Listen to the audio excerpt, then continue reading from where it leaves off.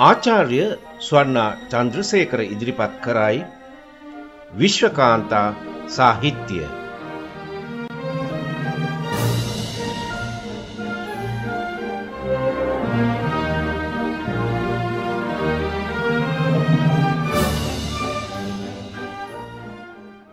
ආයුබෝවන් සවන ගුවන් විදුලි සේවයේ විශ්වකාන්තා සාහිත්‍යයේ තුලින් ඔබ හමුවට පැමිණෙන මම ස්වර්ණා චන්ද්‍රසේකර. අද මම ඔබ හමුවට රැගෙන එන්නේ ශ්‍රී ලංකාවේ මාතර අවදියෙහි විසූ සුපතල කිවිඳියක්. ඒ තමයි ගජමන් නෝනා. ගජමන් නෝනා කිවිඳිය ගැන නෑසූ කෙනෙක් ලංකාවේ නැති තරම්. 1975 දී නිෂ්පාදනය කරන ලද දයානන්ද ගුණවර්ධන මහතාගේ ගජමන් පුවත වේදිකා නාට්‍යයට සහ 1999 දී විමලරත්න අධිකාරී මහතා විසින් අධ්‍යක්ෂණය කරන ලද ගජමන් නෝනා ටෙලි නාට්‍යයටද වස්තු වුණේ ගජමන් නෝනාගේ කවිත්වය සහ ඇගේ ජීවන තොරතුරු. එපමණක් නොව ඇගේ ජීවන තොරතුරු හා කාව්‍ය රචනා පිළිබඳව පොත් රාශියක් සහ ලිපි රාශියක්ද ලියවී තිබීම සතුටට කාරණය. අද මම සාකච්ඡාවට උපයෝගී කරගන්නේ නිමල් ජේ ගමගේ මහතා විසින් ප්‍රකාශනයට පත් කරන ලද ගජමන් නෝනා නමැති කෘතිය. මෙයට අමතරව පී.ඩී.එස්. වීරසූරිය මහතාගේ සාහිත්‍ය වංශය, පාප්බර්ජී හේවාවසන් මහතාගේ මාතර යුගයේ සාහිත්‍ය දරයන් හා සාහිත්‍ය නිබන්ධන ජාතික ලේඛන ආරක්ෂක දෙපාර්තමේන්තුව මගින් ප්‍රකාශනයට පත් කරන ලද මිලාගිරි තෝම්බුව, ජී.එච්. පෙරේරාගේ ගජමන් නෝනාගේ ප්‍රබන්ධ, මැදඋයන්ගොඩ විමලකීර්ති හිමියන්ගේ මාතර සාහිත්‍ය යුගය, මාතර කවිතිලක සරණපාල හිමියන්ගේ හෙළදිව අභිධානවත, හර්බර්ට් පතිරණගේ මාතර කවිය යන කෘතීන්හිද ගජමන් නෝනා සහ ඇගේ ප්‍රබන්ධයන් පිළිබඳව විස්තර කෙරෙනවා. ගජමන් නෝනාගේ ප්‍රබන්ධයක් වන දැඩිතර ශෝකමාලේ නමැති කාව්‍ය කෘතිය 1977 දී ආචාර්ය බන්දුසේන ගුණසේකරයන් විසින් සංස්කරණය කරන ලදුව ප්‍රකාශයට පත්කොට තිබෙනවා. අද විශ්වකාන්තා සාහිත්‍යයේ තුලින් මාතර අවදී එනම් ක්‍රිස්තු වර්ෂ 1758 සහ 1814 අතරතුර කාල පරිච්ඡේදයේ තුල ජීවත් වූ මහා කිවිඳිය ගජමන් නෝනාගේ ජීවමාන කරවීම සඳහා කවි ගායනයෙන් සහාය වීමට ටොරොන්ටෝවේ ජනප්‍රිය ගායක ගායිකාවන් කිහිප දෙනෙක්ම මගේ ආරාධනය සතුටින් පිළිගෙන සවන නිවසට පැමිණ සිටිනවා. දහසකුත් එකක් වැඩ කටයුතු මැද වෙහෙස නොබලා කවියට හා ගායනයට අප කැප වෙමින් ඔවුන් කරන මහඟු මෙහෙය මම බෙහෙවින් අගය කරනවා. මෙයට පෙර මෙම වැඩසටහන් සඳහා ගායනයෙන් සහභාගී වූ සියලුම ගායන ශිල්පීන් සහ ගායන ශිල්පිනීන්ද සාදරයෙන් සිහිපත් කරනවා. අනෝජා මකුලුළුව, ලියෝනි අමරතුංග, ආචාර්ය බුද්ධිමති ජයසේකර, රෝහණ දිසානායක, ශ්‍රීලාල් අමරජීව ෆොන්සේකා, ආචාර්ය සරත් චන්ද්‍රසේකර අද ඔබ හමුවට එන ගායක කණ්ඩායමයි. කියවීම හා ලිවීම ආරම්භ වූ පසුවත් කාන්තාවන්ට අධ්‍යාපනය අවශ්‍යය යන පිළිගැනීමක් එදා සමාජයේ තිබුණේ නැහැ. අපට විතරක් නෙමෙයි, හැම සංස්කෘතියකම පාහේ තිබුණේ මේ අදහස. සුවචකීකරු බිරිඳක් වෙලා දරුවන් වැදීම හා වැඩීම, එවුම් පිහුම්, මැහුම් ගෙතුම් ආදී පමණක් දැනගෙන සිටීම ප්‍රමාණවත් බවයි පුරුෂ පක්ෂයේ හිතුවේ. ඇයි එදා හිටියේ පාද පරිචාරිකාවන් නොවේ? ඒ ධනවත් බලවත් රාජකීය කාන්තාවන්ට සහ ප්‍රභූ කාන්තාවන්ට නම් අධ්‍යාපනය සඳහා වරම් ලැබුණු බවට බොහෝ සාධක තිබෙනවා. නිදසුනක් හැටියට ලෝකයේ මුල්ම නවකතාව ඒකාබද්ධ ප්‍රබන්ධයේ බිහි වුණේ ජපානයේ රජමාලිගාවේ පරිවාර කාන්තාවක් වූ මුරසාකි සිකු අතින්. ඔනොනොකොමොචි ක්‍රිස්තු වර්ෂ 9 සිට 11 අතරතුර කාර්ය පරිච්ඡේදයේ ජපානයේ විසූ හයිකු කිවිඳිය. ඒ වගේම 8 වැනි හෙන්රි රජුගේ මුල්ම බිරිඳ වූ කැටලීනා නොහොත් කැතරින් ඔෆ් ඇරගන් බිසව ලතින් භාෂාවත් කියවීම ලිවීම නැටුම් සංගීතය හැදෑරූ කාන්තාවක්. දෙවැනි බිරිඳ ඇන් බෝලින් හා 6 වැනි බිරිඳ කැතරින් පා බිසෝවණුන් මනා අධ්‍යාපනයක් ලැබූ විද්වත් කාන්තාවක්. කැතරින් පා Prayer of Meditation නමින් පොතක්ද පළ කළා. දෙවැනි පොත Lamentation of Sinner. පළමුවැනි එලිසබෙත් රැගින භාෂා රාශියක් ප්‍රගුණ කළ භාෂා රාශියක් චතුර විදියට කතා කර ෂේක්ස්පියර්ගේ නාට්‍ය කලාවටත් අනුබල දුන් ශ්‍රේෂ්ඨ රැජිනා. මම මේ කතා කරන්නේ ක්‍රිස්තු වර්ෂ 1400 ගණන් ගැන. එදාත් විද්වත් කාන්තාවන් හිටිය. හැබැයි ඉහළ පැලැන්තියේ කාන්තාව. ලංකාවෙත් රාජකීය හා ප්‍රභූ පවුල්වල කාන්තාවන්ට අධ්‍යාපනය ලැබීමට වරම් තිබුණු බව සීගිරි කුරුටුගේ අතර කාන්තාවන් ලියූ ගීතද අන්තර්ගතව තිබීමෙන් පැහැදිලි වෙනවා.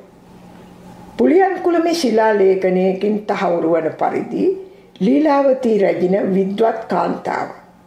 ක්‍රිස්තු වර්ෂ 564 සිට 584 අතර කාල පරිච්ඡේදයේ අක්බෝර් රජු දවස ජීවත් වුණු බෑබිරිය හා දලබිසෝ 12 මහා කවීන් අතර හිටිය.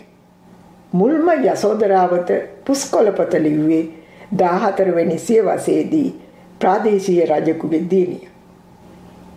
කෝට්ටේ 6 වෙනි සිරි පැරකුම් රජුගේ දියණියක් වූ උලකුඩේ දේවී විද්වත් කාන්තාව. කියවීම ලිවීම නොදැනගත්තා. අපේ රටේ ගෙවිලියන්ට පවා හිටිවන කවි නිර්මාණය කිරීමේ හැකියාව තිබුණු බව රාජාදි රාජසිංහ රජු හා ගෙවිලියන් අතර වූ කවි සංවාදයෙන් පැහැදිලි වෙනවා. රජුරුවත් එක්ක කවි කී නිසා මුඛ පරම්පරාවෙන් මේ සංවාදය පැවතගෙන ආවා. අනෙකුත් සාමාන්‍ය ගෙවිලියනුත් කුඹුරෙදිත්, කපු කැටීමේදීත්, පන්නెලීමේදීත් කවි නිර්මාණය කරන්න ඇති. කවුද දන්නේ? සමහර විට පුරුෂාධිපත්‍යය නිසා ඒ කවිත් පුරුෂයන් අතින් නිර්මාණය වූ අයයි සමාජයේ පිළිගන්නට ඇති. මාතර අවධියට එන විට ස්ත්‍රීන්ගේ අධ්‍යාපනය සම්බන්ධයෙන් තිබූ මතය වෙනස් වූ බවක් පෙනෙන්නට නැහැ. එහෙත් මාතර අවධියට අයත් කිවිඳියන් අතර ගජමන් නෝනට අමතරව රූණේ හාමිනේ, රංචාගොඩ ළමයා, අත්තරගම කුමාරි හාමි, මැණික් සාමි ආදී කාන්තාවන් සිටින බවට සාධක හමු වෙනවා.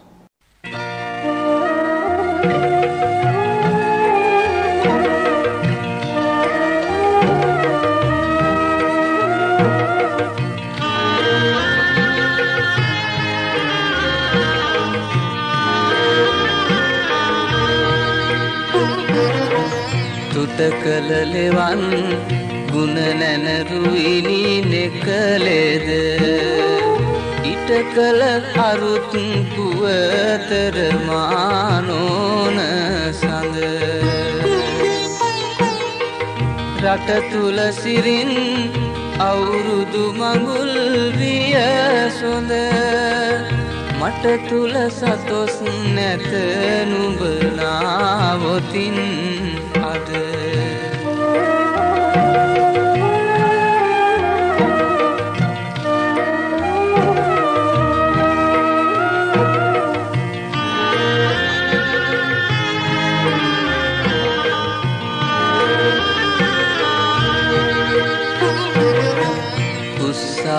කර බැලුවේ දුටුදා සිට නෙතට උත්ස උත්සා කරන වගකුත් නෑ පෙනෙන්නට මැස්සා ඉගිලුනා වැනිගියගේ තුලට ඇස්වා වදින වද දුටුවම මූණ මට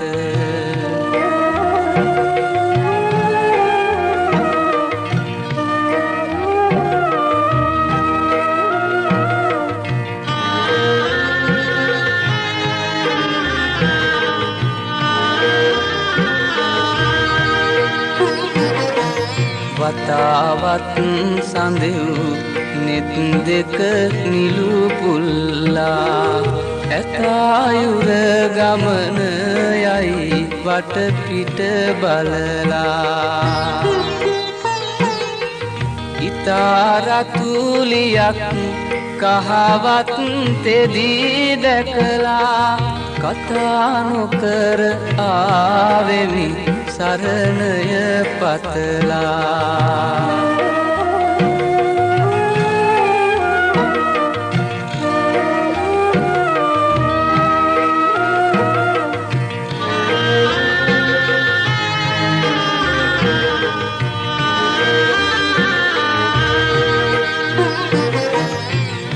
සඳදෝ මිදුලේ කර කැවෙන්නේ රන් බඳදෝ ගෙයි ඇඳ පිට නිදන්නේ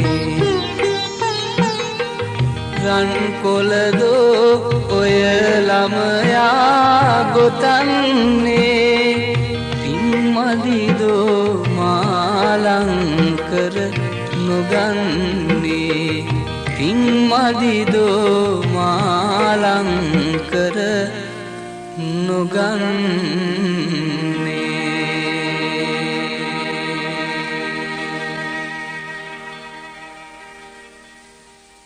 මාතර අවදියේ විසූ විද්වත් රූමත් කවි කෝකිලාව ගජමන් නෝනා බව කවුරුත් අවිවාදයෙන් පිළිගන්නවා. ගජමන් නෝනා උපත ලැබුවේ ක්‍රිස්තු වර්ෂ 1758 දී බව සඳහන් වෙත. මේ ගැන විවිධ මත තියෙනවා. ඇගේ පියා දොන් ෆ්‍රාන්සිස්කු ද සේනාරත්න කුමරප්පෙරුමා. මව ෆ්‍රාන්සිනා ග්‍රේරු නෝන බබා. ඇගේ සොයුරිය දෝන මරියා පෙරුමාල් අර්නෝලිය. සොහොයුරා දොන් ලුයිස් සේනාරත්න පෙරුමාල් විජයරාම කුමාරසිංහ. ගජමන් නෝනට දෙමාපියන් දුන්නම තමයි දෝන ඉසබෙල් පෙරුමාල් කොර්නේලිය. මේ නම් වලින් පැහැදිලි වෙනවා එදා ලන්දේසි ආභාසය කොයි තරම් අපේ ජන ජීවිතයට ජන සමාජයට බලපා තිබෙනවද කියලා. මේ දෝන ඉසබෙල් පෙරුමාල් කොර්නේලියා හැදුනේ වැඩුනේ කොල්ලුපිටිය ප්‍රදේශයේ. ඇය මූලික අධ්‍යාපනය ලැබුවේ මිලාගිරිය පාසලෙන් යයි සඳහන් වෙනවා. ඇගේ මව නෝන බබා මේ මිලාගිරිය පාසලේ ගුරුවරියක් ලෙසද සේවය කළ නිසා. කොර්නේලියාගේ පියා පසුව සිය ගම් ප්‍රදේශයේ වූ රත්නපුර කහවත්ත ප්‍රදේශයේ පදිංචියට පැමිණි බවත් සඳහන් වෙනවා. අනතුරුව ඔහුට මාතර තෝම්බුව භාර මුලාදෑනි තනතුර ලැබුණ නිසා සිය පවුල සමග මාතර වේරගම්පිටියට පදිංචියට ගියා. එතැන් සිට ඔවුන්ගේ ස්ථිර පදිංචිය වුණේ වේරගම්පිටියයි. අර මුලින් ඔබ සවන් දුන් තුටු කළ ලෙවන් ගීතයේ සඳහන් වන කහවත්තේ ඉතා රතුලිය කොර්නේලියා වෙන්නත් පුළුවන්. කොර්නේලියා ඇන්දේත් පැලැන්දේත් ලන්දේසි පන්නයට. එදා ලන්දේසි විලාසිතා අනුගමනය කළ කාන්තාවන් හැඳින්වුනේ නෝනානයි. කොර්නේලියා ගවුම් සාය බොස්තරැක්ක අද්දිග හැට්ටය ඇඳ ලන්දේසි කාන්තාවක් මෙන් සැරසී සිටි නිසා ගම්මුන් ඇය නෝනා යනුවෙන් හඳුන්වන්නට ඇති. ඇගේ පියා තෝම්බුව බාර නිලධාරියා හේයින් ඔහු හැඳින්වුනේ ගජමන් ආරච්චි නම. මෙනිසා දෝන ඉසබෙල් පෙරුමාල් කොර්නේලියා ගජමන් නෝනා නමින් හැඳින්වුණා. ඇය ප්‍රභූ පවුලකට අයත් බව පැහැදිලි. මාතර වේරගම්පිටියට පදිංචියට පැමිණි ගජමන් නෝනාට ඇගේ මාමා වූ තංගල්ලේ පත්තායමේ ලේකම් වශයෙන් සේවය කළ කාව්‍ය කරණය පිළිබඳව සුපතල නමක් තිබූ දොන් දාංචිද සිල්වා අබේ ගුණවර්ධන කවියාගෙන් සිංහල පාලි සංස්කෘත යන භාෂාවන්ද කාව්‍ය ශාස්ත්‍රයේ පිළිබඳවද මනාව හැදෑරීමට හැකි වුණා. එපමණක් නොව එම අවධියේ විසූ මහා විද්වතික වූ කරතොට ධම්මාරාම හිමියන්ගෙන්ද උසස් අධ්‍යාපනයක් ලැබීමට ගජමන් නෝනාට වරම් ලැබුණා. මෙය ඒ අවධියේ කාන්තාවන්ට නොලැබුණු මහඟු අවස්ථාවක්. ඒ කරතොට ධම්මාරාම හිමියන්ගෙන් අධ්‍යාපනය ලැබුවේ පිරිමි වෙසින් සැරසීගෙන ගොස් බවත් සඳහන් වෙනවා. ආචාර්ය බන්දුසේන ගුණසේකර මහතා සංස්කරණය කරන ලද දැඩිතර ශෝකමාලේ නමැති කෘතියේ 21 වෙනි පිටුවේ මේව සඳහන් වෙනවා. භික්ෂූන් වෙතින් කාන්තා පක්ෂයට ඉගෙන ගන්නට වරම් නොපැවති එකල් ගජමන් නෝනා පිරිමි වෙස්ගෙන කරතොට හිමියන් වෙත ගොස් කාව්‍ය ශාස්ත්‍රයේ උගත්හයි පැතිර ඇති කටකතාවකි. සිටිනා මළුවේ ධම්මජෝති හිමියන් වෙතිනුදු මැය සිප් සතර හදාළ බව කියවෙන තැන්ද වේ. ඒත් මෙය සත්‍යයයි නිගමනය කිරීමට තරම් සාධක නැත. ඒ ආචාර්ය බන්දුසේන ගුණසේකරයන්ගේ අදහස. ගජමන් නෝනා පමණක් නොව ඇගේ සොයුරාද සොයුරියද කාව්‍ය කරණයෙහි දස්කම් දැක්වූ බව සඳහන් වෙනවා. ගජමන් නෝනා කුඩා වියේ සිටම කවි නිර්මාණයෙන් දස්කම් දැක්වූවා පමණක් නොව ස්වාධීනව නිර්භයව අදහස් ප්‍රකාශ කිරීමටද හැකියාවක් තිබූ යුවතියක්. වරක් දියගෙන යාමට කලයේද රැගෙන ලිඳට ගිය විට ඇයට ඇබැද්දියක් සිදු වුණා. ඒ පත්තායමේ ලේකම් මාමා සැඟවී සිට ගල් කැටයකින් ඇගේ කලයට දමා ගසා විහිළුවක් කිරී. ඇගේ මුවට එකවරම නැගුණේ උපහාසාත්මක කවියක්. පුංචිරුවන් පුංචිරුවන් පුංචි කලේ වතුර අර ලිඳ උඩ තෙබුවාය කලේ අට පහනු දන්නා ජඩයකි මේක කලේ ගෙදර යන්න දිනවද මගේ පුංචි කලේ. අටපහ නොදන්නා ජඩයකි වැනි වදන් භාවිතේ එදා අවදියේ කාන්තාවන්ට අකැපයි. එහෙත් ඇය නිර්භීතව තම අදහස් ප්‍රකාශ කළා. තරුණ වියට එළඹුණු ගජමන් නෝනා දුටුවන් මනමෝහනය කරවන සුරූපිනිය. ඇය ඉවක සිටි පිරිමින්ගේ සිත් ඇදබැඳ ගත්තාට කිසිම සැකයක් නැහැ. ඇගේ පියා ඇය විවාහ කර දුන්නේ ගාලු දිස්ත්‍රික්කයේ තල්පේ පත්තුවට අයත් තල්පේ නමැති ගමෙහි විසූ මෙරෙන්චිගේ ගාදියස් තල්පේ පත්තුව කර වූ ගාදියස් ආරච්චිට. මොවුන් දෙදෙනා ආදරයෙන් බැඳී ප්‍රේමයෙන් වෙලි යුගදිවිය ඉතා සතුටින් ගත කළ බවට ජනප්‍රවාදයන්හි එන තොරතුරු සාක්ෂි දරන. ගාදියස් ආරච්චිටත් කවි බැඳීමේ හැකියාව තිබුණා. දිනක් ඔහු රාජකාරී කටයුත්තක් සඳහා ගෙදරින් බැහැර යාමට සූදානම් වෙලා තම බිරිඳ අමතා කවියකින් අවවාදයක් දුන්නා. මේ යුවල එකිනෙකාට විහිළු කරමින් ප්‍රීතියෙන් යුගදිවිය ගත කළ හේයින් ගජමන් නෝනා ඒ විහිළු කවියකින් පිළිතුරු දුන්නා. දැන් අපි ඒ සංවාදයට සමන් දෙමු. යන මේ ගමන් සිදු වුණි නම් පරමාද එනතුරු අන් දෙස නොබලන් සිතු පෑද අලපත පැන් වැකිවිලසින් නොවහාද සිහිව ඉඳින් ලදේ මාදුන් අවවාද හිමියන ගමන් වල ආංගනන් නොවසාද එන විගසින්නෙහි නොවෙමින් පරමාද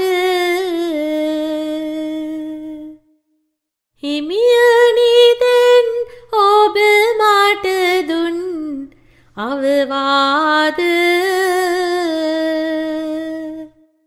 මම ඉවසමි මදරාද ඉවසුම් දේද අවස්ථාවට උචිත අන්දමින් දුන් මේ කවි පිළිතුර හාස්‍ය රසයෙන් යුක්තයි. රන් රසසේ ප්‍රේමයෙන් යුග දිවිය ගත කළ ඔවුන්ට ලැබුණු කුළුඳුල් පුත්‍රයා ජුවානිස් අල්විස්. අනේ එහෙත් ඔවුන්ට වැඩි කලක් දරුසුලතල් බලන්ට හැකි වුණේ නැහැ. ගාදියස් ආරච්චි ඔහුගේ පෙම්බර බිරිඳ ගජමන් නෝනා සෝ සයුරේ ගිල්වමින් අකාල මරණයකට ගොදුරු වුණා. ඔබ මේ සවන් දෙන්නේ සවන ගුවන් විදුලි සේවය මගින් ඉරිදා සහ බදාදා දිනවල රාත්‍රී 8 සිට 9 දක්වා විකාශනය වන විශ්වකාන්තා සාහිත්‍යයේ වැඩසටහනටයි. ගජමන් නෝන වැන්දමුවක් වුණා. ඇය රූමත් නිසා බොහෝ විවාහ යෝජනා ගලාගෙන ආවා. ඒත් ඇය ඒ සියල්ලම ප්‍රතික්ෂේප කළා. අවසානයේදී පියාගේ බලවත් පෙරත්තේ නිසා මාතර උයන්වත්තේ විසූ ඩොන් ගේබ්‍රියල් හෙන්ද්‍රික් සිරිවර්ධන විජය විමලසේකර මුහන්දිරම් සමග විවාහ වුණා. දෙදෙනා සමගියෙන් සමාදානයෙන් යුග දිවිය ගත කළා. තවත් දරු තිදෙනෙක් ඔවුන්ගේ කැදැල්ලට එකතු වුණා. ඩොන් ගිරිගෝරිස්, ඩොන් ඩාවිඩ් සහ ඩොන් දියස්. දැන් ගජමන් නෝනා කලින් විවාහයේ දරුවාද ඇතුළුව දරුවන් සිව් දෙනෙකුගේ මව. එහෙත් අනේ අවාසනාවක මහත විජය විමලසේකර මුහන්දිරම්ද දරු සිව් දෙනාගේම බර ගජමන් නෝනා පිට පවරා අකාලයේ මිය ගියා. මියගිය සැමියන් දෙදෙනාටම ලොකු දේපලක් තිබුණේ නැහැ.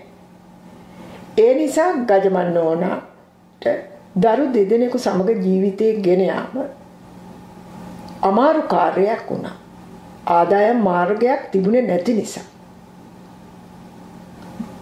සිය දරු පවුල නඩත්තු කිරීමට ගජමන් නෝනා මහත් පරිශ්‍රමයක් දැරුවා. ඉහළ පැලැන්තියේ දරුවන්ට ටියුෂන් දීමෙන් සහ මුදලි මුහන්දිරම් ළමා තැනින් ආදීන්ට කවි රචනා කොටදී සුළු මුදලක් උපයා ගත්තා. ඇය විසින් රචනා කරන ලද තිලකරත්න ළමා තැනීගේ පින්කම් වැනුම කවි පෙළෙහිගෙන කවි කිහිපයකට දැන් අපි සවන් දෙමු.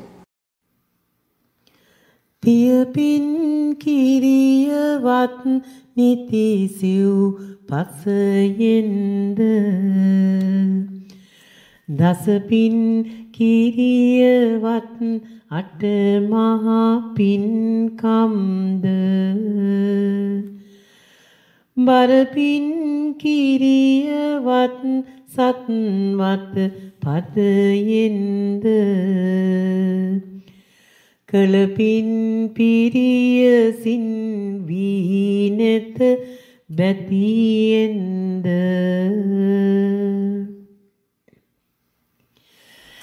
සිරිගන පිළිරුදා ගැප්දා කරඬුරන සසොබන වේර සහ පන්සල් කරවමින සෙනසුන වියන් ඇතිරිලි තිර ඈමෙයින පුදමින ලැබූ ඒ පින්පල ද වෙන වෙන බලවත් දුසිරි රෝදුක් උව දුරු දුරැර පියපුත් පියදියනියන් සහිත පිරිවර යහපත් ගුණ ළමා එතනින් සඳ නිතර සැපයෙන් සිරිත් රැක දෙව එහැම සුරවර ගජමන් නෝනාගේ කවිත්වය හා ප්‍රතිභා ශක්ති නිරූපණය කෙරෙන දෙනිපිටියේ නුගරුක වැනුම ඇය තරුණ වියේදී කළ ප්‍රබන්ධයක් යන්න විචාරක මතය. මේ සැබෑ අත්දැකීමක් වස්තුකොට ගත්තා. වැලිගම නගරයට නුදුරින් පිහිටි දෙනිපිටියේ පොල් අතු මෝදර ඔය අසබඩ තමයි මේ නුගරුක පිහිටලා තිබුණේ. මේ මහා නුගරුක රථවාහන සුලභ වූ ඒ කාලේ පයින් ගමන් කළ මගීන්ගේ දාහේනියෝ ස්ථානයක් වුණා. මේ නුගරුක අද එහි දකින්ට නොමැති වුණා. එම ස්ථානයේ මෑතකදී පැළ වූ නුගරුකක් ඇති බව සමහරු පවසනවා. ඔය අසබඩ පිහිටීම නිසා සිසිල් පවන්ද අතුපතර විහිදා සිටින මහා නුග වෘක්ෂයේ සෙවණැල්ලද මගින්ගේ දාහය නිවීමට සමත් වෙනවා. නුගරුක පිළිබඳව සංකල්ප රූප නැංවීමට සමත් සරල සුගම වචනමාලාවක් උපයෝගී කොටගෙන ගජමන් නෝනා සාර්ථක ප්‍රබන්ධයක් කර තිබෙනවා. උචිත විරිත මගින් ගීතවත් බවත් ශබ්ද මාධුර්යයත් ඇති කරවනවා.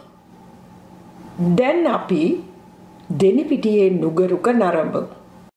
පිනවන දුටු දාන සෑම ගඟ ළඟ පිහිටි කාදීම තුරු පෙළ අවට සැදීම යුත් සෙවණැල් ගණමෙකුලෙව් දීලීම විහඟුන් මත රැවුදීම සුළඟින් පත් ලෙලදීම ඇති හැම කල් යන එන දන සැපසීම එහි හිඳගිම් සැනසීම දස දිගු අතු වීදීම ගිමෙන විසල් දෙනිපිටියටම ඊතාම වටිනා මහනුගදූම බලසකි එහි සිත් සේම නිලඹර දුල් සැමවර දනමානනන්ද පලබර පුලුපු උයන්ද නෙකවතු කුඹුරු වලින්ද සැදි දෙපසේ පෙම කරවන නීතියෙන්ද සල්පිල් හාගෙවලින්ද එහි සරණාමැති සෙන්ද සැනකෙලිසේ කිවියර වඩු සීතියන්ද දැනගත් සිපි ඇඳුරන්ද සැදිදෙනි පිටිය නාමින්ද යුත්පියසේ නුගතුර තුනුරු සියෙන්ද පලකර සක් දෙවියන්ද පරසතුරුක විලසින්ද නිබඳ දිසේ සැමවර දනමන නන්ද පළබෙර පුළුපු උයන්ද නෙකවතු කුඹුරු වලින්ද සැදි දෙපසේ නුගරුක අවට පිහිටි සුන්දර පරිසරයේද චිත්තරූප ජනනය කරවන ආකාරයෙන් ඉදිරිපත් කිරීමට ඇය අමතක කළේ නැහැ. අව්‍යාජ ලෙස තම අත්දැකීම් පාඨකයා හමුවේ තබනවා. ගජමන් නෝනාගේ ප්‍රබන්ධ අතරින් දැඩිතර ශෝකමාලය දීර්ඝතම ප්‍රබන්ධය. කීර්තිශ්‍රී රජ දවස ඒ කියන්නේ ක්‍රිස්තු වර්ෂ 1747 සිට 1781 කාල පරිච්ඡේදයේදී රජුගේ මහා ඇමති යුද සෙනගක් රැගෙන මාතර කොටුවක් බැඳගෙන සිටි ලන්දේසීන් සමග සටන් කිරීමට එමින් හිටිය. මොවුන් බටු ගෙදර වාඩිලාගෙන සිටින විට මාතර අසල මුහුදේ නැවක් දැක බියගෙන මහා ඇමතිගේ අන පරිදි නැවෙන් බට නැවියන් 5 දෙනෙක් සිර කරනවා. අනතුරුව හසුනක්ද රැගෙන සිංහලයන් 5 දෙනෙක් ඒ නැවට යනවා. එයින් කෙනෙක් තමයි මේ කාව්‍යයේ එන අමදෝරු ආරච්චි. දූතයන් නැවට නැගුණු වහාම ඕනුත් රැගෙන නැව ඉන්දියාව බලා යාත්‍රා කරනවා. කල්කටාවේදී මේ සිංහලයන් 5 දෙනා සිර කරනවා. එහෙත් දින 15කින් නිදහස ලැබූ ඔවුන් ගමන් වියදමට ලැබුණු මසුරන් 21ක් රැගෙන යාපනයේ හරහා ගමන් කරමින් ලන්දේසීන්ගේ සැලකුම්ද ලබමින් ආපසු ගමට එන විට ගම්මුන් නැටුම් ගැයුම් වැයුම් සහිත පෙරහැරකින් ඔවුන් පිළිගන්නවා. මේ අමදෝරු ආරච්චි තමන්ට සිදු ඉරණම පිළිබඳව කළ විස්තරේ අසා සිටි ගජමන් නෝනා දැඩිතර ශෝකමාලයේ නමින් ඒ පුවත කවියට නැගුවා. අමදෝරු බිරිඳගේ වැළපීම, දරුවන්ගේ ශෝකාලාප, නෑසියන්ගේ දුක්වීම, කතරගම දෙවියන්ට බාරහාර වීම, සැදෑ වැනුම, මග වැනුම්, කොළඹපුර වැනුම් ආදී වැනුම් රාශියක් මේ කාව්‍ය කෘතියට ඇතුළත් වෙනවා. පැරණි කවිමග අනුගමනය කළා. වස්තු නිර්දේශයෙන් හෝ ආශිර්වාදයෙන් හෝ පොත ආරම්භ නොකිරීමෙන් වෙනස් මාර්ගයක් ගත් බව පැහැදිලිව පෙනෙනවා. අපි දැඩිතර ශෝකමාලයේ එන කවිපි කිහිපයක් විමසා බලමු. දෝන ඉසබෙලා නොහොත් ගජමන් නෝනා විසින් මෙම කාව්‍යය රචනා කළ බවට සාධක කතු නිදසේ මෙහෙම දැක්වෙනවා. දැඩිතර සතුරු නැවකට අසුවී අයුතු දැඩිතර වැඩට පත්වී තරමට නොයුතු දැඩිතර වෙහෙස වින්දෙන් රටදී අමුතු දැඩිතර ශෝකමාලය නම කියනු යුතු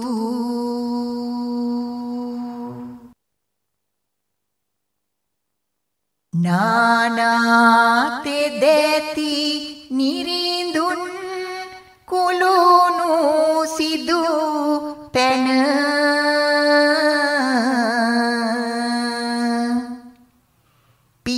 වීණා කිනිදගෙන විසූ උපසර රතන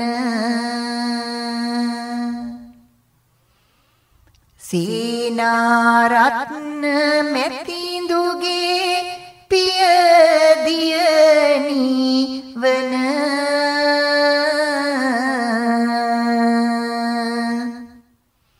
දෝනා ඉසබෙලා පෙරුමාලම විසින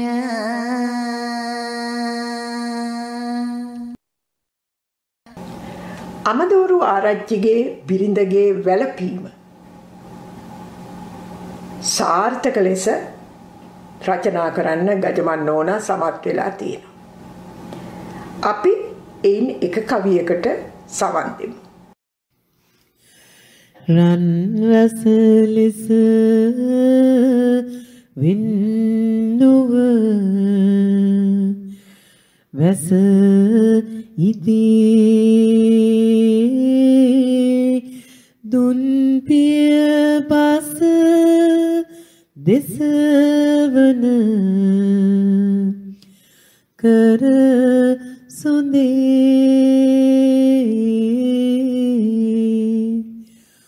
උන් සිත ලෙස වින් කොට එක ඇඳේ පෙම්බර සොමි ගුණ දරූ හිමි සඳේ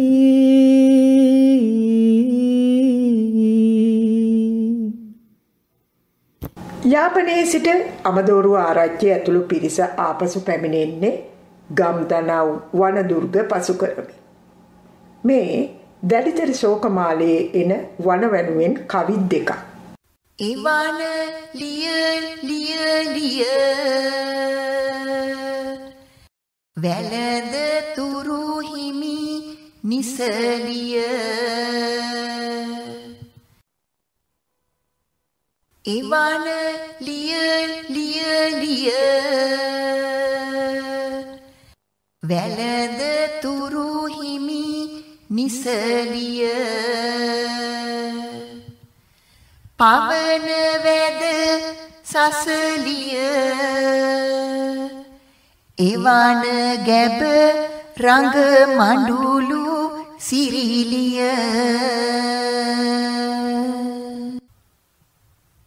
කඟ මුව රූරු මුව සෙමෙර මුව තිත් මුව වැද එමඟ මුව මුව ඉපිල යන රඟ කෙසේ කියමුව නානාවිධ ලතාවන් තුරු නැමැති හිමියා බදා වැළඳගෙන සිටිනවා. වනයේ සැරිසරන සෙවර මුවන්, තිත් මුවන් ආදී නානා වර්ගයේ මුව රංචු චිත්තාකර්ෂණීය ලෙස කවියට නංවනවා. පින්නානික සරබලිය විලස මදරාද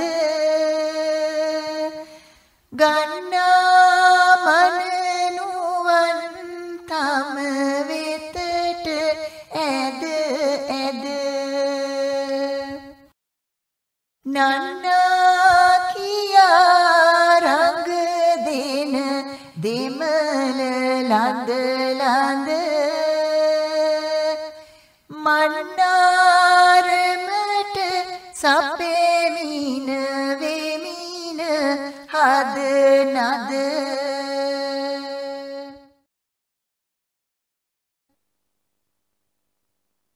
පුල් සෙටියේ යුවලස තිල මල ගහන මල් පටියේ දවටා වරලස බඳින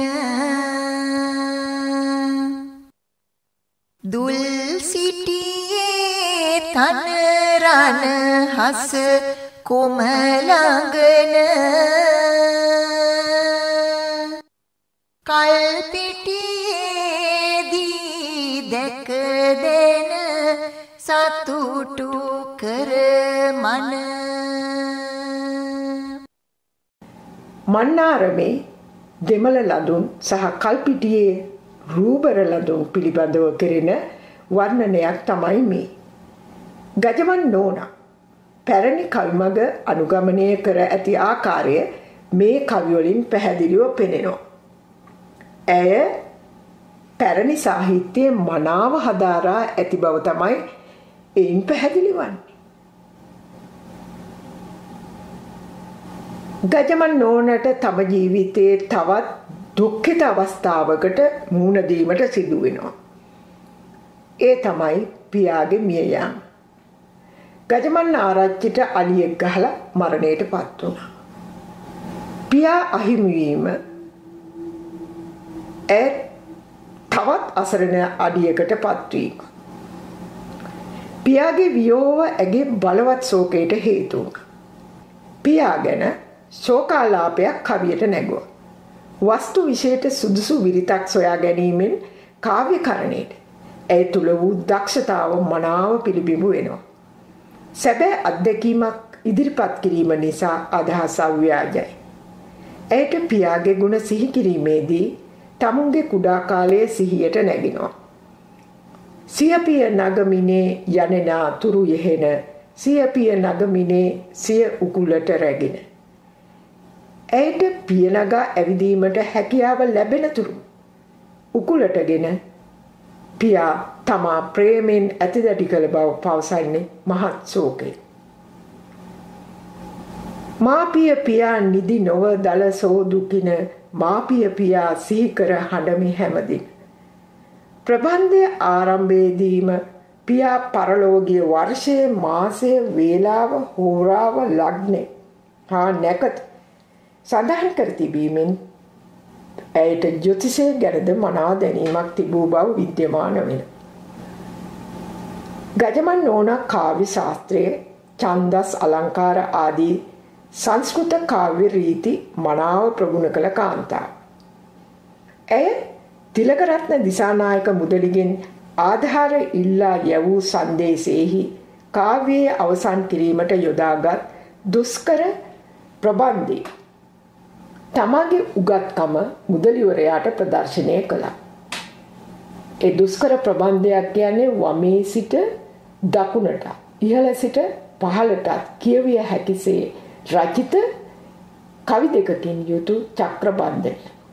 සමහර කවීන් මේ වගේ චක්‍රබන්ධන 2 3 4 දානවා. මේවා ලියන්නේ හරියට ප්‍රහේලිකාවක් වගේ අකුරු විසිරෙන ආකාරයට. මේ තමයි ගජමන් නෝනාගේ ඒ දුෂ්කර ප්‍රබන්ධය. පතර සර සසල රස පතර කත එසය රස ගඹර ලකාඹර සරස පතර කළ දලය රස පවර ගන උපසන්දස කරතල මලක නැනස ලල දරන වස සකස සඳ තසඳ සස සරස. ඒකේ තේරුම නිමල් ජේ ගමගේ ඔහුගේ ගජමන් නෝනා කෘතියේ 82 වෙනි පිටුවේ මෙහෙම සඳහන් කරනවා. ඒ ප්‍රසිද්ධ ෂඩ් රශ්මියක් ඇති තැනැත්තවුන් විසින් ප්‍රකාශිත වූ ශත්‍රු පද්මයන්ට චන්ද්‍ර රශ්මියක් වැනි වූ ගම්භීර වූ සරස්වතී කාන්තාතමෝ ලංකාම්බරෙහි ප්‍රභේක්ෂලිත වේවා. ගජමන් නෝනා ව්‍යක්ත භාෂාවෙන් මෙන්ම ජනකවි සම්ප්‍රදායට අනුව පොදු ජන වහරින්ද මුදලි මුහන්දිරම්වරුන්ට භික්ෂූන් වහන්සේලාට සහ සමාජයේ විවිධ පුද්ගලයන්ට කවි ලිව්වා. එම කවිවලින් ඇගේ නිර්භීතකමත් ස්වාධීනත්වයත් පිළිබිඹු වෙනවා. තමාට පහර දෙන පුද්ගලයන්ට නිර්දය ලෙස උපහාසයෙන්ොත් කවියෙන් පහර දීමට අමතක කළේ නැහැ. ගජමන් නෝනා සුරූපී තරුණ වැන්දබුවා. කිසිවෙකුට හිස නොනැමූ ස්වාධීන කාන්තාව. එවැනි කාන්තාවන්ට සමාජය කැමති නැහැ. ඒ නිසා උපහාසාත්මක කවියෙන් ඇයට පහර දීම සමහර පුද්ගලයන්ගේ විනෝදාංශය වුණා. තනි වූ අසරණ ගැහණියකට එදා පමණක් නොවේ අදත් තත්ත්වය එහෙමම. ස්ත්‍රීත්වයට දක්වන සැලකිල්ල ඒ ආකාරයි. ඇය ගැන කටකතාත් පැතිරෙව්වා. දෝෂ දර්ශනයට භාජන කළා. සමහර විට ඊර්ෂ්‍යාව නිසා කාන්තා පක්ෂයත් ඇය හෙලා දකින්න ඇති. විවේචනය කරන්නත් ඇති. එහෙත් ගජමන් නෝනා නැමැති කාන්තාව ඒ වයින් සැලුනේ නැහැ. උපහාස කවියෙන් පෙරලා පහර දුන්නා. එක්තරා මුදියන්ස කෙනෙක් ගජමන් නෝනට කවියක් ලියා එව්වා. එයට ඇය ප්‍රතිඋත්තර දුන්නේ මෙන්න මේ ආකාරයට. රූබර දිගැසියන් වෙල් මැදට බසිමිනේ ආදරයෙන් කරල් මිටි රැගෙන යන තැනේ වාසරයෙන් ඉන ඇඳිවත ඉවත් උනේ වානර මුවසේ නැබ මුල සුරති ගති පෙනේ කේසර එන්ට පළමුව ගජින්දුගේ දක්සේ වේසර හට වුවොත් කුරුළුව වේදුක්සේ ඒ සැරලියෝ ඇසුවොත් මේ වග දක්සේ වානර මුව උලති හම යනතුරු හොස්සේ. ගජමන් නෝනා සහ ඇලපාත මුදලි අතර වූ කවි සංවාදත් ඉතාම ප්‍රචලිතයි. ඔවුන් හුවමාරු කරගත් කවි රාශියක් තිබෙනවා. මේ දෙදෙනා කවිපද බැඳීමෙන් නිපුණය. ගජමන් නෝනා සහ ඇලපාත මුදලි අතර අනියම් සම්බන්ධතාවක් තිබුණු බවට ජනප්‍රවාද පැවතුණා. ඔවුන් අතර වූ කවි සංවාද විමර්ශනය කරන විට එවැනි සම්බන්ධයක් නොතිබූ බව විද්‍යමාන වෙනවා. ඇලපාත මුදලිගේ අභ්‍යන්තර අදහස මනාව තේරුම්ගෙන ගජමන් නෝනා ඔහු ඇසුරු කළ බව පැහැදිලිවම දකින්න ලැබෙනවා. කලක් මොවුන් දෙදෙනා අතර කවි හුවමාරු වූ නමුත් අනියම් සම්බන්ධයක් නොතිබූ බව ඇලපාත මුදලි රත්නපුරේ ඇලපාත නමැති තම ගමට ගිහින් වෙනත් කාන්තාවක් සරණ පාවා ගැනීමෙන් පැහැදිලි වෙනවා. ඔවුන් අතර විවාහයකට වුවද බාධාවක් තිබුණේ නැහැනේ. සමහර විට ගජමන් නෝනාගේ එඩිතර බව, රූසපුව හා කවි හැකියාව ආදිය ගැන ඊර්ෂ්‍යාවෙන් පෙළෙන්නන් විසින් ප්‍රචාරය කර හරින ලද කටකතා වෙන්නත් පුළුවන්. අපි දැන් ගජමන් නෝනා හා ඇලපාත මුදලි අතර වූ රසවත් කවි සංවාද කීපයකට සවන් දෙමු. උස්සා කර බැලුව දුටුදා සිටනෙතට උත්සා කරන පගකුත් නැත දැනගන්ට මැස්සායි ගිලුනා ලෙස ගියේ ගෙතුලට අත්සාවාදින බද තුටුවාම මූණ මට චන්ද්‍ර සූරියා වැනි එලා දගෙවුවන ඉන්ද්‍රනීල දෙක වැනි ළමැද එන තන අන්ධකාරයට ඇවිලු පහනමෙන කින්ද තනි යහන නිදියන් නේනෝන බෙන්ද මාගේ හිමි පාරලොව ගිය බැවින නින්ද මේ මට පුරුදුය තනියම යහන වින්ද රාති සැපත මට මතක නැති වුණ කින්ද තමුසේට විමසන්න කාරණ මෙසේ පිරිමින් හා කවි සංවාදයේ යෙදීම එදා සමාජයේ පිළිගත්තක් නෙවෙයි. කාන්තාවකගෙන් අපේක්ෂා කළේ සුවච කීකරු බිරිඳක් වීම. ඒත් ගජවන්න ඕන. ඒ සම්ප්‍රදාය බිඳ දැම්ම.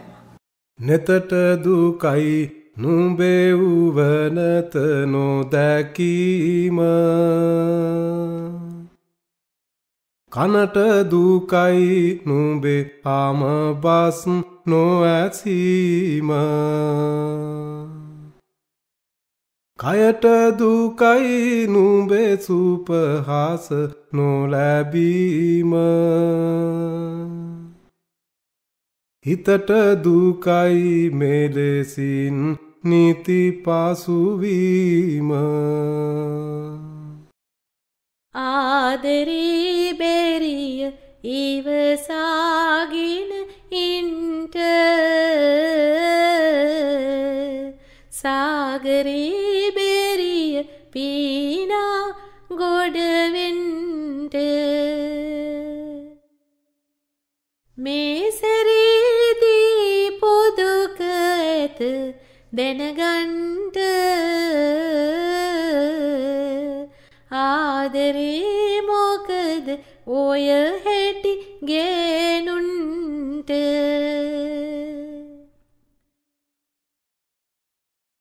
මල් පිපුණොත් සුවඳට බමරුන් එනවා ගඟ තිබුණොත් කවුරුත් දියවර බොනවා වැසි තිබුණොත් සරු නැති බිම් සරු වෙනවා රුව තිබුණොත් අපටත් හැම තොටු වෙනවා ජීවිතයේ යථාර්ථය හා ස්ත්‍රීත්වය දෙසහෙළූ සමාජීය දෘෂ්ටිය ගැන ගජවන්න ඕනාට මනා අවබෝධයක් තිබූ බව පැහැදිලි. සසඳර මානනන්ද බඳුවද මුකුලින්ද යුගනෙත පිරිකුන්ද ගානරන් කුඹුමෙන්ද මතවරවාරනින්ද සාසෝබන මනනන්ද කතනුඹලාඟ නින්ද නොලැබුණ පවකින්ද කුන්ද වඩන පොබ කළවෙනි සඳුනියසා අන්ධකාරයට ඇවුණු පහන ලෙසා නන්ද මාගත දිලුණෙන් රූපෙන් සතෝසා නින්ද බැරිය මාළඟ ඔබ සිතන ලෙසා දරු 4 දෙනෙකු සමග තනි වූ ගජවන්න ඕන ජීවිතේ ගෙන ගියේ මහත් අසීරුයි. ඇය ආර්ථිකය අතින් ඊටාම අසරණ තත්වයකට පත්ව සිටින බව ඇය විසින් ලියන ලද මෙන්න මේ කවියෙන් විද්‍යමාන වෙනවා. සිතට කයට සැපදින මව්පියොත් නැත නිවට කලට සලකන නෑසියොත් නැත ගැහැට ලෙඩට වෙද පිළියම් කිසිත් නැත එබඳු අයට පිහිටන්නට කාත් නැත. අවසානයේදී ගජමන් නෝනා තමා පත්ව සිටින අසරණ තත්ත්වය ගැන පවසා කාව්‍යමය පෙත්සමක් එවකට දිසාපති පදවිය දැරූ ජෝන් ඩොයිලිට ඉදිරිපත් කළා. ඇයට ඇගේ දරුවන් විඳින දුක දරාගන්න බැරි වුණා. එනිසා තමයි මේ කවි පෙත්සම ඉදිරිපත් කළේ. ජෝන් ඩොයිලි සිංහල භාෂාව මනාව ප්‍රගුණ කළ පුද්ගලයෙක්. ඒ කවි සංදේශේ කවි දෙකකට පමණක් අපි සවන් දෙමු. කාල වේලා ප්‍රශ්නය නිසා වැඩි කවි ප්‍රමාණයක් විශ්ලේෂණය කරන්න ලැබෙන්නේ නැහැ. පසන් සොමි ගුණ රැසින් පුරවර එළිය කරවන සසඳ රාමය කිවින් මනදොල තිලින් පුරවන දිලෙන යුවලත සුරතුරාමය බැඳුන් පදරුත් මෙනෙහි සපුරන සෙයින් නුවණින් ගනිසරාමය සිරින් අගජෝන් ඩොයිලි මෙදිසා උතුම් රූසිරි පැන්සරාමය ගුණයුත් සාමි දරුවනි මගේ සිතුවිලස ලැබුණොත් නිසි පිහිට මේ ඔබට පින් පිනිස යහපත් එගුණ සඳරස සුර පුර පිවිස දෙවියොත් තුටුව රඟ බැස කරති තුති ගොස. ඇගේ අසරණකම ජෝන් ඩොයිලි මනාව අවබෝධ කරගෙන ඇයට පිහිට වුණා. ඇයට ගම්වරක් තෑගි කළා. එය හැඳින්වෙන්නේ නෝනාගම යන්නේ. අදත් ඒ නම භාවිත වෙනවා. අසරණ දුක්බර ජීවිතයක් ගත කළත් ඇගේ සහජ කවිත්වය නිවහල් කවිමගක ගමන් කරවීමට ඇයට හැකියාව තිබුණා. ඇය ඇගේ කවිත්වයේ ජීවනෝපායක් හැටියටත් උපයෝගී කරගත් බව පැහැදිලි. දරු සිව් දෙනෙකුගේ මවක් වුණා. ගජමන් නෝනාට දුටුවන් වශී කරන රූ සපුවක් තිබුණා. එමෙන්ම එකල විසූ අනෙක් ස්ත්‍රීන් මෙන් සමාජයේ ඇසුරු කිරීමට බිය වුණෙත් නැහැ. කවර තරාතිරමක වූ අය වුවද ඇසුරු කළා. ඇයට කටකතා පැතිරීමට මෙය හේතුවක් වූ නම් ඇත්තටම ඇය යහපත් ස්ත්‍රියක්. ඇගේ පෞරුෂය ඒ විදිහට ගොඩ නැගුණේ කොළඹ ගත කළ ජීවිතයේ හා ලන්සි සමාජයේ ඇසුරු කිරීමෙන් විය හැකියි. මාතර යුගයේ සාහිත්‍යයට අමරණීය සේවයක් සිදු කළ දෝන ඉසබෙලා පෙරුමාල් කොර්නේලියා නොහොත් ගජමන් නෝනා 1814 දෙසැම්බර් මාස 15 වෙනි දින මෙලොවින් සමුගත්තා. ගජමන් නෝනා මිය යන විට ඇගේ වයස අවුරුදු 56යි. ඇය මිහිදන් කළේ නෝනාගම වැවාසල කිරිනුග ගසයට බව නෝනාගම ගම්වාසීන් සඳහන් කරනවා. ශ්‍රීපාද අඩවියේ පලාබත් ගල පාරේ දියපෙත් මාසල නෝනාගේ ගිමන්හල නමින් ප්‍රකට ගොඩනැගිල්ලක නටමුන් දක්නට ලැබෙනවා. මේ ගජමන් නෝනා විසින් කරවන ලද්දක් යයි ජනප්‍රවාදයෙහි පවතින අතර එය ගජමන් නෝනා සිහිකිරීම පිණිස තැන වූවක් බව තවත් සමහරුන්ගේ මතයයි. විදේශ ආක්‍රමණ නිසා සිංහල සාහිත්‍යයේ පිරිහී ගිය යුගයක ගජමන් නෝනාගෙන් සිංහල සාහිත්‍යයට සිදු වූ සේවය කිසිසේත්ම අමතක කළ නොහැකි. සිංහල කාව්‍ය සාහිත්‍යයට ඇගෙන් සිදු වූ මහඟු සේවය සමස්ත සිංහල කාන්තා සමාජයටම ගෞරවයක් බව කියන්නෝ. ගජමන් නෝනා කිවිඳියට විශ්ව කාන්තා සාහිත්‍යයේ ප්‍රණාමය.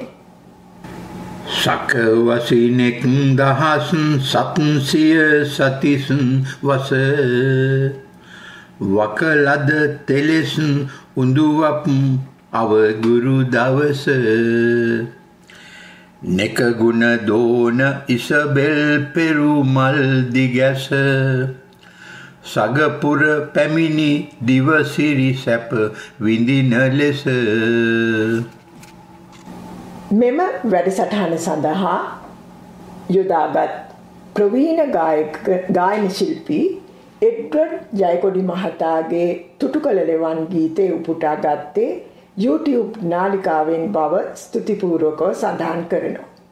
එමෙන්ම මෙතෙක් වේලා ගජමන් නෝනාගේ කවි ලෝකයේ අප සමග රැඳී සිටි ශ්‍රාවක ඔබ සැමටත් මధుර මනෝහර ගායනයෙන් වැඩසටහනට සහාය වූ ටොරොන්ටෝවේ අපේ ගායක පිරිස අනෝජා මකුලුළුව, ලියෝනි අමරතුංග, ආචාර්ය බුද්ධිමති ජයසේකර, රෝහණ දිසානායක, ශ්‍රීලාල් අමරජීව ෆොන්සේකා, ආචාර්ය සරත් චන්ද්‍රසේකර සහ අපේ සවන නියමු හා විධායක නිෂ්පාදක වසන්ත ලංකාතිලකයන්ටත් මගේ ස්තුතිය හිමි වෙනවා. ලබන සතියේදී විශ්ව කාන්තා සාහිත්‍යය තුළින් අපි නැවතත් හමුවෙමු.